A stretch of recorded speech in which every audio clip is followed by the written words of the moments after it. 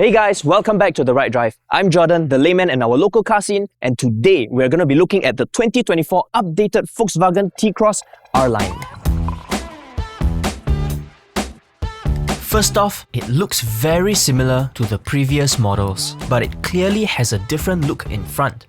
Gone is the part that connects the two bottom lights, giving it a cleaner look.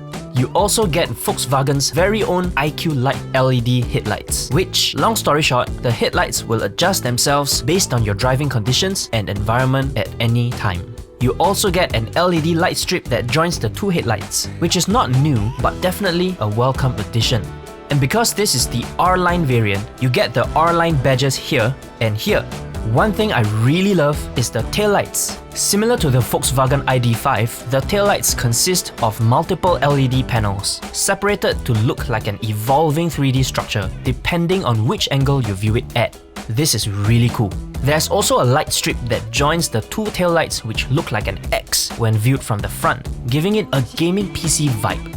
The T-Cross sports a 1-litre turbocharged 3-cylinder engine, paired with a 7-speed dual-clutch automatic gearbox, giving you 115 PS in horsepower and 200 Nm of torque, effectively placing this car in the Cat A COE category, along with a claimed fuel consumption of 6.3 litres per 100 km. The boot space isn't the biggest, and you might find it hard to fit more than one oversized luggage.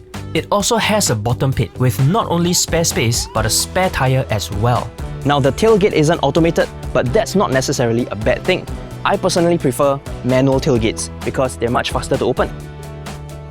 But it might be a challenge when it comes to closing. Now if you want to close the tailgate, you do need to reach quite high. I'm 1.74 meters tall, and I'd say this height is kind of just nice. And it does require some strength to pull it down. The rear cabin is spacious enough. I wouldn't say that it has an abundance in legroom, but you wouldn't feel that it's tight either. You can move this entire bench forward and backwards, which is not a very common feature, but highly appreciated nonetheless. You get a little storage space here, as well as two USB-C ports, and that's pretty much it. Up in front, everything looks pretty slick and stylish. The seats are made up of some kind of fabric material which is very comfortable to the touch and very easy to adjust your seating position without the kind of friction you might get from leather.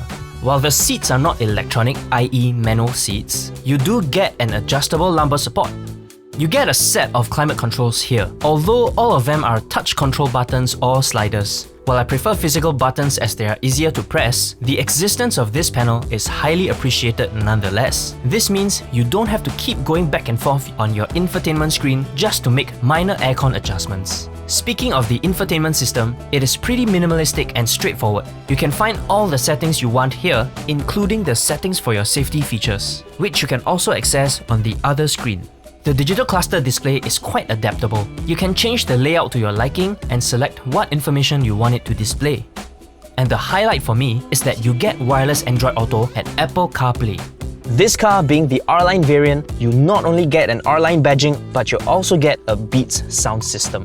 Overall, the sound has a pretty boxy presence, and sometimes it sounds a little too harsh and sharp, depending on the music. While the EQ settings do allow you to balance the sound further, I couldn't get a nice sweet spot no matter how I tried. These are the best settings that I can come up with, but your mileage may vary. Lastly, this car is installed with the OBU 2.0 system. Now the folks at Volkswagen has kindly placed this thing right here, which has made the cash card very easy to access. But the fact that it can only be here means that your shotgun passenger will have a little less legroom, and there's nothing you can do about it. To be clear, this is not Volkswagen's fault in any way. This is all on LTA. There are 3 drive modes: Eco, Normal and Sport, which you can cycle through with this button right here. Eco mode is extremely fuel saving, which also means that your acceleration speed from 0 is going to be a little slow. So if you want more speed, but you don't want to bleed your fuel too much, Normal mode provides a nice compromise. It definitely has more pickup speed, but you will notice a slight delay. All is good when you're already cruising on the highway, with little to no delay on the acceleration. But Sport mode is where this car truly shines. There is no delay when accelerating from 0, and changing lanes is quite effortless. The suspension is also pretty good, which makes the drive both comfortable and smooth.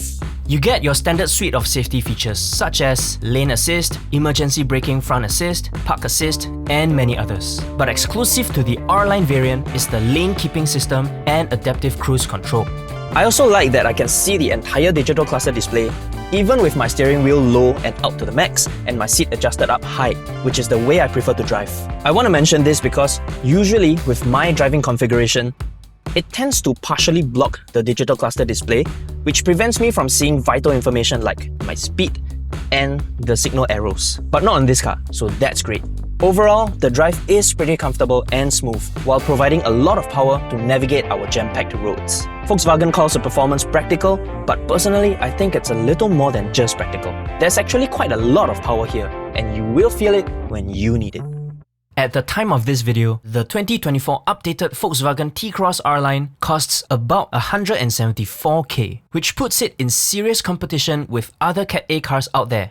I would say that this car is a great choice for families with kids, and even better if the driver likes to get to any destination fast. The driving experience is not only great and reasonably powerful, it also looks sporty and stylish, and arguably better with the updated headlights and taillights. So if you are shopping for a sporty SUV, I'd highly recommend that you take the 2024 updated Volkswagen T-Cross R-Line for a test drive to see if it's indeed the right drive for you.